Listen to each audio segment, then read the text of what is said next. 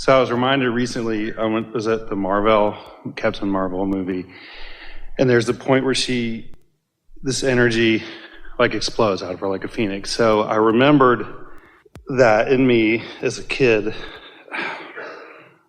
I was happy. And so I've felt that many times in my life. So that's that feeling of getting out ahead of it that we're talking about. That's really being in sync with who you are.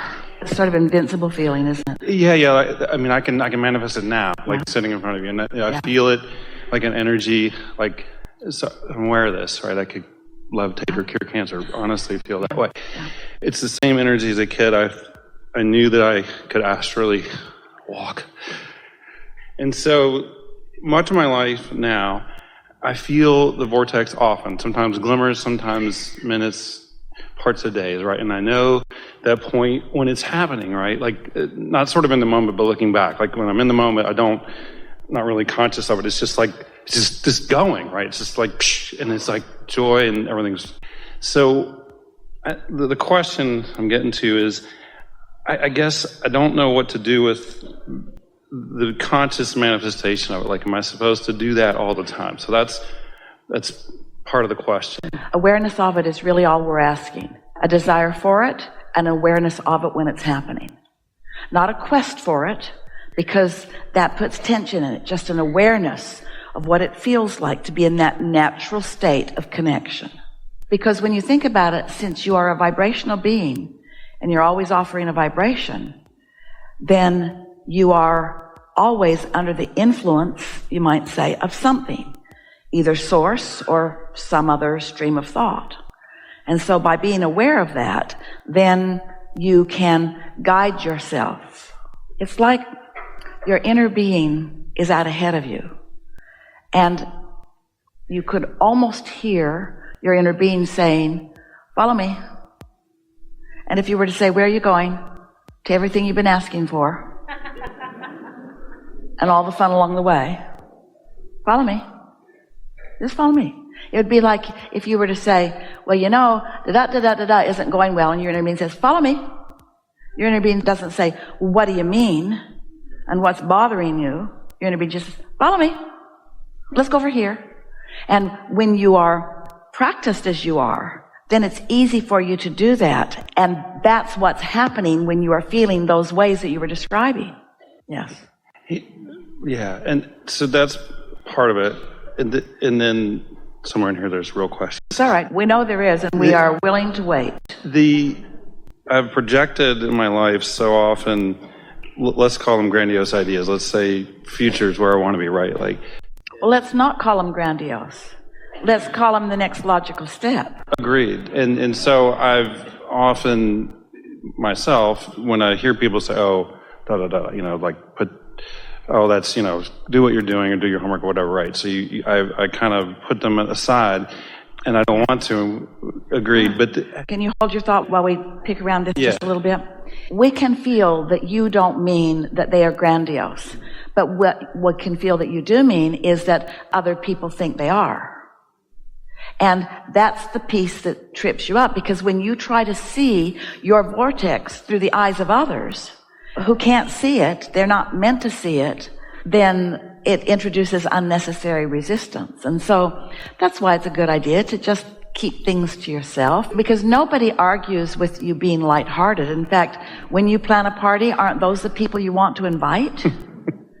Oh, I'm having a party. Really? Who are you inviting?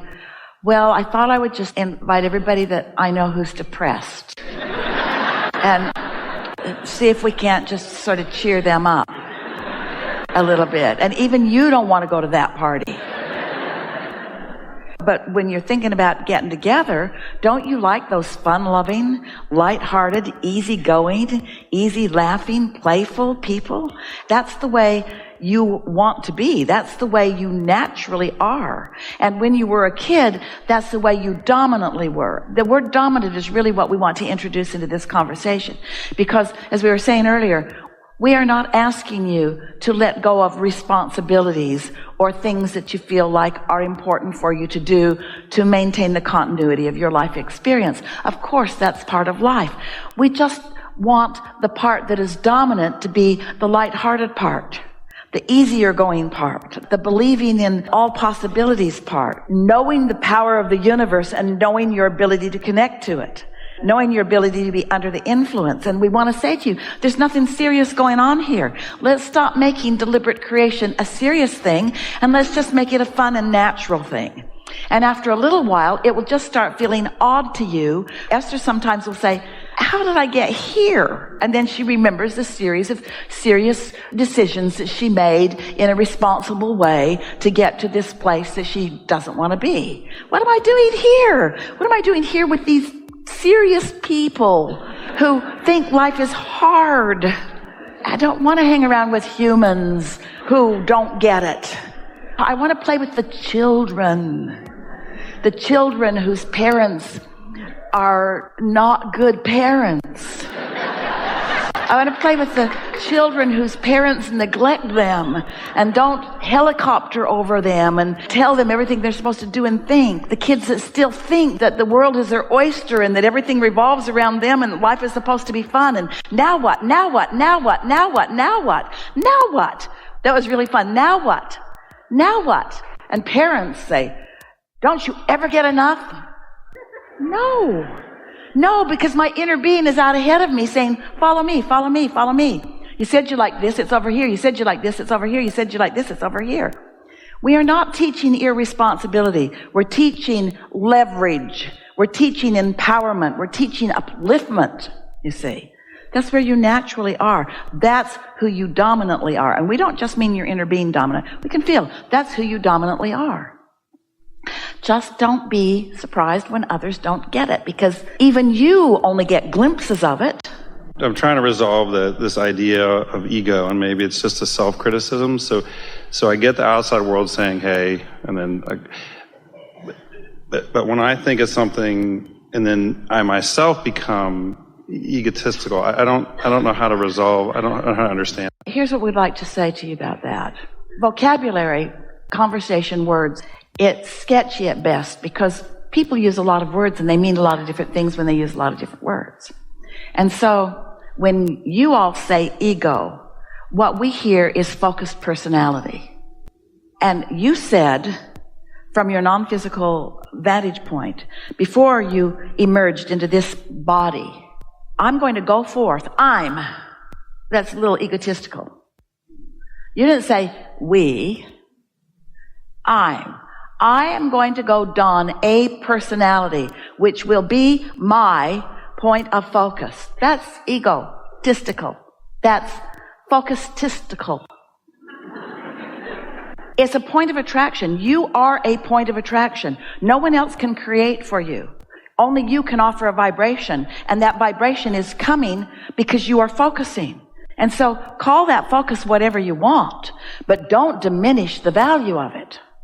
The reason that people want to use ego or egotistical in a negative way is because they don't yet understand, they are not remembering or recalling, they're not actively engaged in their own deliberate creation. And so the way they're playing the game of their life so far is they are doing it through action, they are competitive and comparing activities, and what they mostly need from you is your help for them to be more of what they want. So they can't spare you caring about what you want. That's egotistical. They need you to help them with what they want, which somehow they don't see as egotistical. And so when you realize that no one else can vibrate for you, so nobody else is your point of attraction, then after a while, you start really appreciating your point of focus. And you know, if anything, using the word ego in the way that we are meaning it here, if anything, we want you to become more egotistical in the sense that we want you to join forces with your egotistical inner being who really knows who you are. Think about it. Your inner being accepts who you are and is looking at all that you've become. If anybody could get a glimpse of your vortex, it would blow their minds. And that may be the part that you're balking at just a little bit, because you don't want to expose all that you are to someone who doesn't get it. Because when people don't understand, they're going to criticize it, you see. When you are in tune with who you are, you're pure love, and you are perfect timing, and you are clarity, and you are of great value to this world. And no matter who you're interacting with, they are uplifted as a result, because you are adding emphasis to the vibrational center of them, which gives them an opportunity to be influenced upward to who they really are. And that can only be a really wonderful, good thing, yeah. And so the moments when I feel less than, do I just say, I don't even look at it, right? Well, your inner being isn't, and you looking at it is what's causing the current discomfort. You see, here's the thing. When we say to you that we know it would be better for you, what we really want for you, for all of you, is to react less to life and act more rather than reacting, tuning in and following the impulse of your broader knowing. We don't mean withdraw from life. Life's coming at you all the time. We just want you to know that the other option is there and reach for it more until that becomes the dominant part of who you are. You know those people who are dominantly happy, and you know those people who are dominantly optimistic, and you know the ones that try to fake it too. The way you focus equals the way you feel. And the way you feel is your point of attraction, but it's also evident to others. And much of the world has been responding to their awareness of how you appear to be. And so it gets all scrambled up. And then you try to sort that out. It just makes you crazy. And we just think it would be so much more lighthearted and so much who you really are to not try to figure out every single dynamic and combination of thoughts and people in the world, and instead be aware of your relationship with who you really are, period. And that doesn't mean ignore the others. That means tune in and then give your attention to them. And you know what? When you tune into who you really are and then you give your attention to one of them, you know what you will dominantly be saying to them? Follow me, follow me, follow me. And if they were to say, follow you where? To fun, to lightheartedness. Don't get too deep with them because they won't get it, but follow me, follow me. And they're over there complaining and really saying, no, you follow me because I have issues and you need to be there for me. But after a little while, they'll get it that you are dominantly, follow me, follow me. And if they don't feel like going to happy, they'll stop showing up in your experience. But if when you're saying follow me and they say no, follow me, and you say follow me and they say follow me, and you say follow me and they say follow me, please follow me, and you say okay, and you follow them, they never leave you. They'll never leave you. They'll just keep showing up and asking you to follow them. You got to decide. You got to decide what influence you want to be under and who you want to lead, you see, and how you want to lead. And one who's connected to that stream is more powerful than millions who aren't. And it won't be long before that's just dominantly who you are. And that doesn't mean you're withdrawing from the world. You can stand right in the middle of something that's going on in your world in some sort of chaotic sense, up close and personal to you, or maybe broader, nationally or globally. And you won't follow it. You'll be able to stand as your inner being stands and take it all in and not feel afraid of it or insecure or defensive. You're just thinking, follow me. And others would say, well, where are you leading us? To feeling better. Yeah, but we've got big problems. I know, follow me over here. There aren't any over here. But you need to face the problem. No, follow me over here. There aren't any over here. Have you been watching the news? No. No. Follow me.